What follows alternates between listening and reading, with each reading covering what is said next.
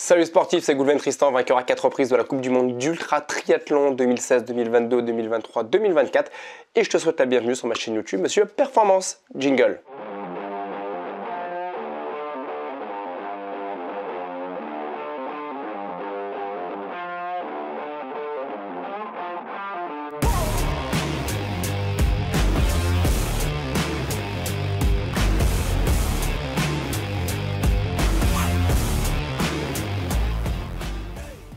Pourquoi j'occulte 100% de la natation dans le cadre de ma préparation physique ou dans le cadre de mes futures compétitions en Coupe du Monde Ultra Triathlon? C'est justement le sujet qu'on va voir dans cette vidéo.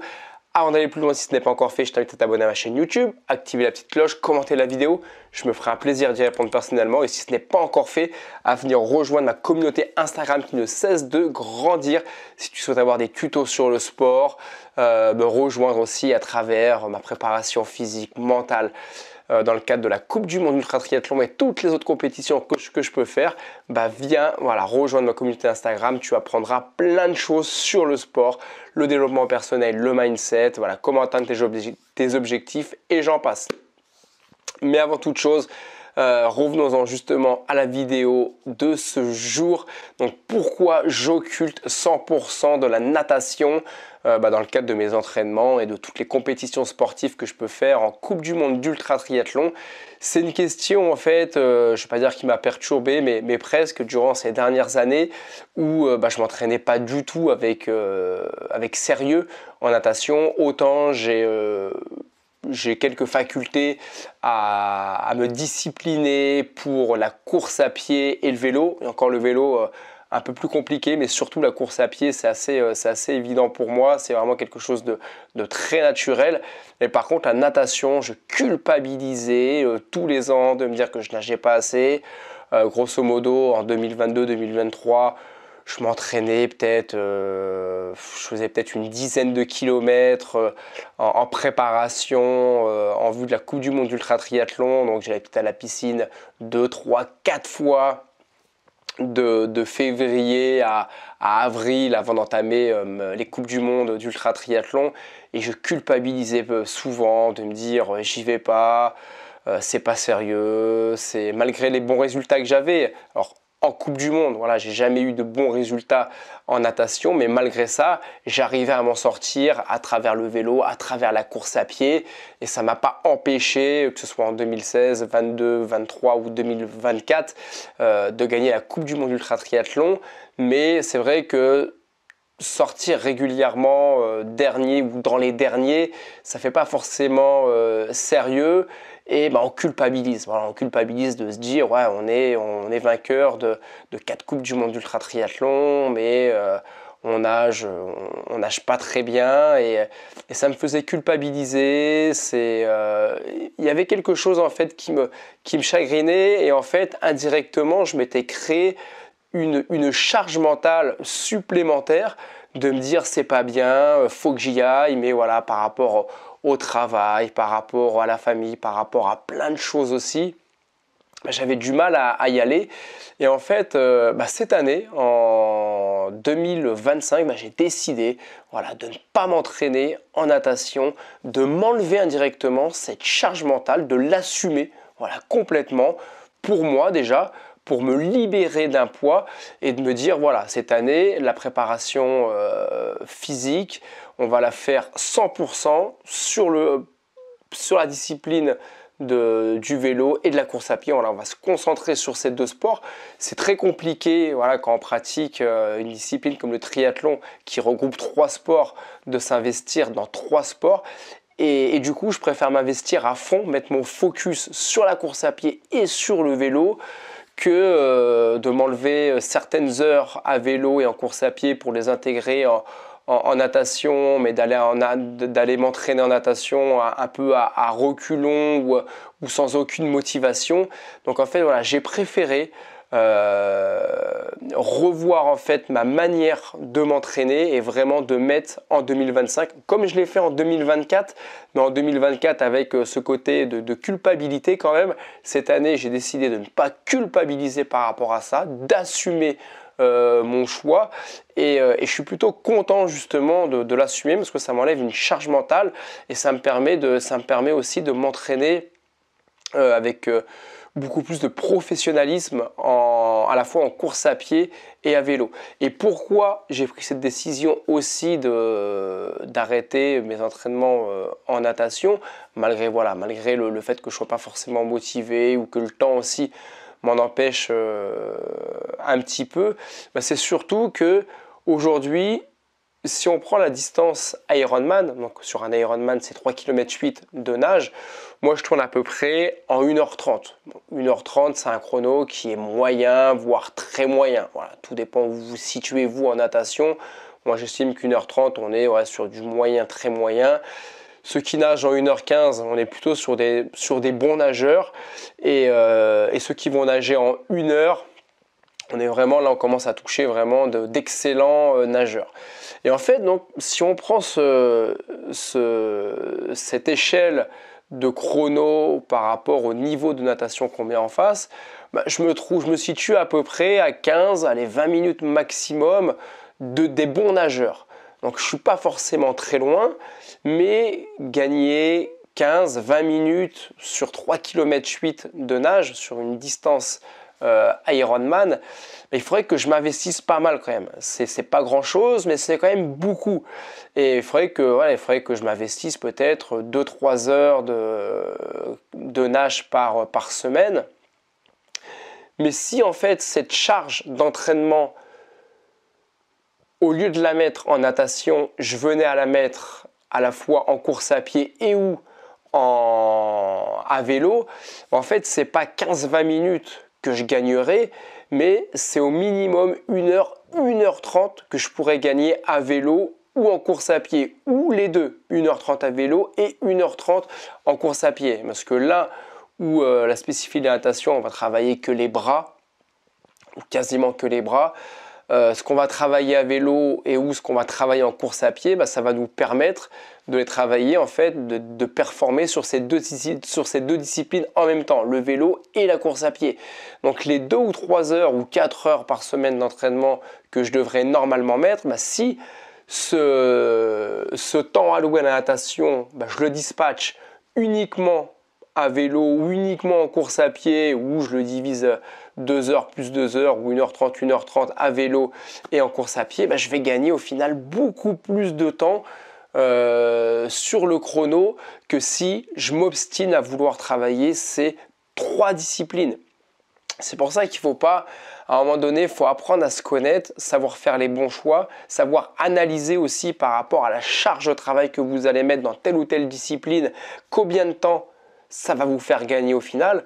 Voilà, moi je ne prends pas des notes, hein. Je ne suis pas là à me dire je me suis entraîné 2 heures cette semaine en natation, ou 4 heures à vélo, ou 6 heures en course à pied, combien de temps j'ai gagné. Mes chronos, voilà, je les connais à force de les regarder, à force de faire des compétitions, tous mes chronos, voilà, je les connais à peu près, mais je sais voilà, qu'en natation, il manque 15-20 minutes pour vraiment changer de catégorie et passer de moyen nageur à bon nageur.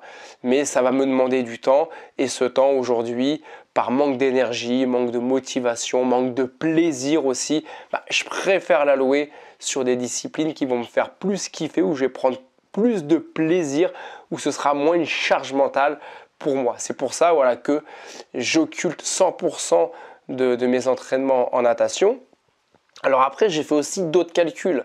Cette année, par exemple, en 2025, j'ai prévu de faire entre 45 et 50 distances Ironman. Donc d'un côté, je ne m'entraîne pas, mais d'un autre côté, je vais nager entre 175 à peu près et 200 km en natation.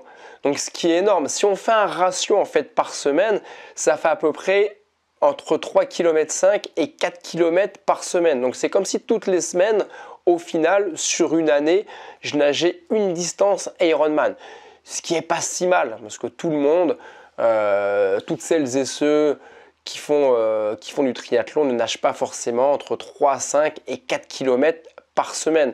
Donc au final, mon quota, je vais le faire, mais uniquement en compétition. Alors c'est sûr que c'est beaucoup moins productif de nager d'aller peut-être à la piscine 5 ou 6 fois et nager des distances comme je le fais en compétition qui vont de 7 km à 38, voire 76, voire 100 km d'un coup, comme je l'ai fait sur le x30 Ironman l'année dernière en Italie où j'avais dû nager je crois pendant 4 jours d'affilée, enfin j'avais nagé je crois à peu près 80 pendant 94 heures.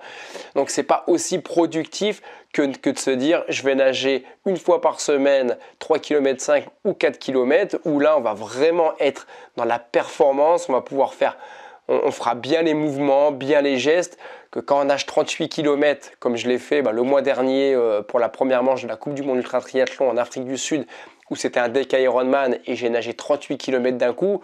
Alors les 5, 10 voire 15 premiers kilomètres devaient être à peu près correctement, devaient être faits correctement je pense à peu près avec les lacunes que j'ai en prenant en considération voilà, les lacunes que j'ai, mais le reste il y a tous mes défauts qui ont dû ressortir et c'est pas forcément, j'ai pas forcément été productif dans la suite de la nage. Mais au final, je nage quasiment mes 200 km par an.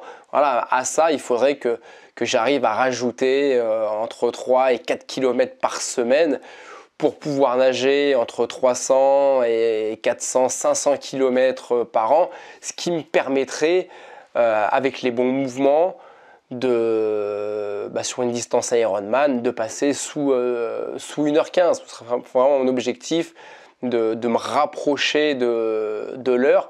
Mais voilà, pour l'instant, comme je vous l'ai dit, mon focus, je préfère le mettre sur le vélo et la course à pied pour tout simplement voilà, aller chercher, gagner beaucoup plus de temps sur un ultra triathlon.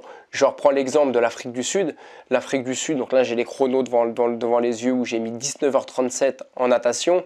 Le premier masculin, il sort en 17h17 et la première qui est sortie de l'eau, une femme, elle sort en 16h20. Donc j'étais à 3h02. 3h02, c'est pas énorme sur 38 km.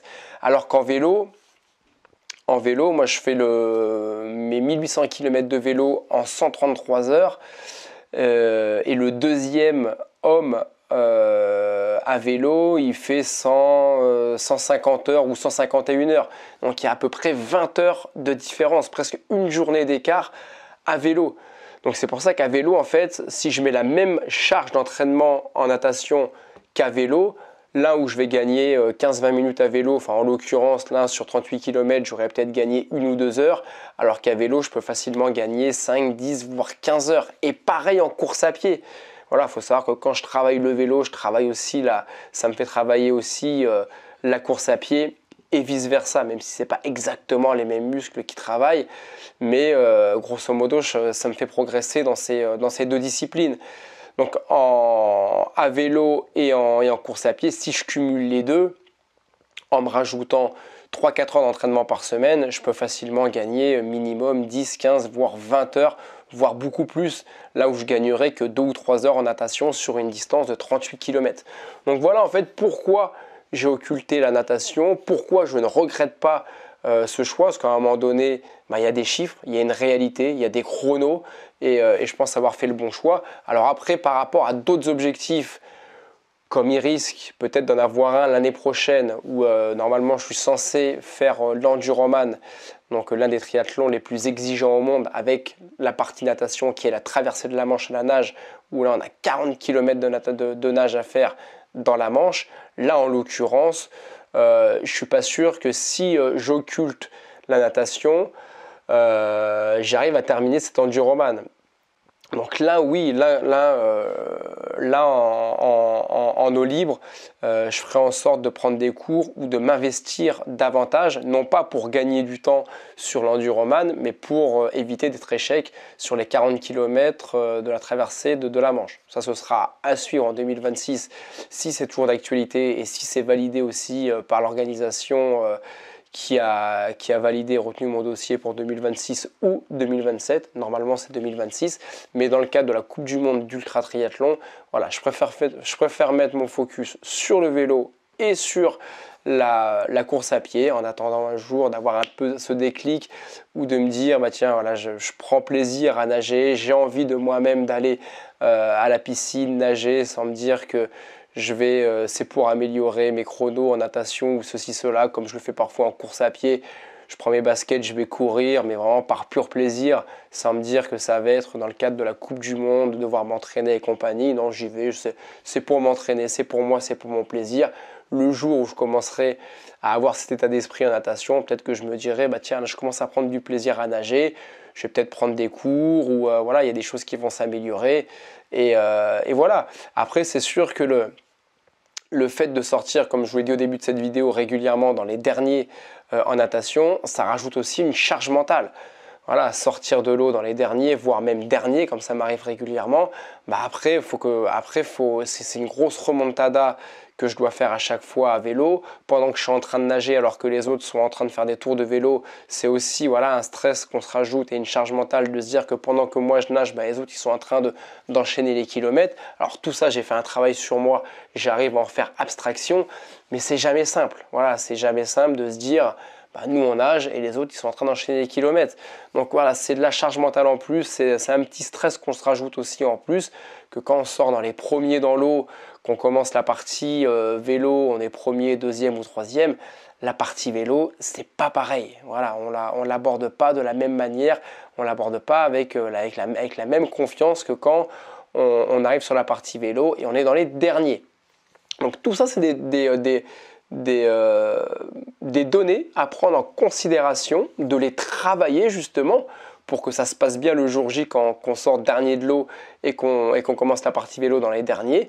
Bah c'est des petits exercices qu'il faut faire, des petites données à prendre en considération pour ne pas être démoralisé et aller chercher la première place, cette remontée à vélo pour aller chercher, comme j'ai su le faire en Suisse, en Italie ou en Afrique du Sud, aller chercher une victoire lors de la compétition.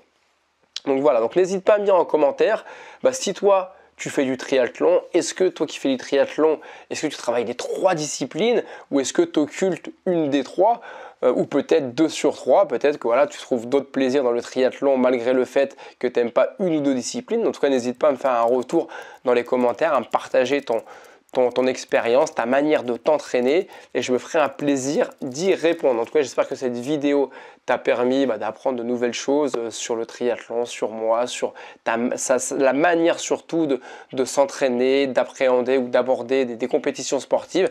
Et je te dis à très vite pour de nouvelles vidéos.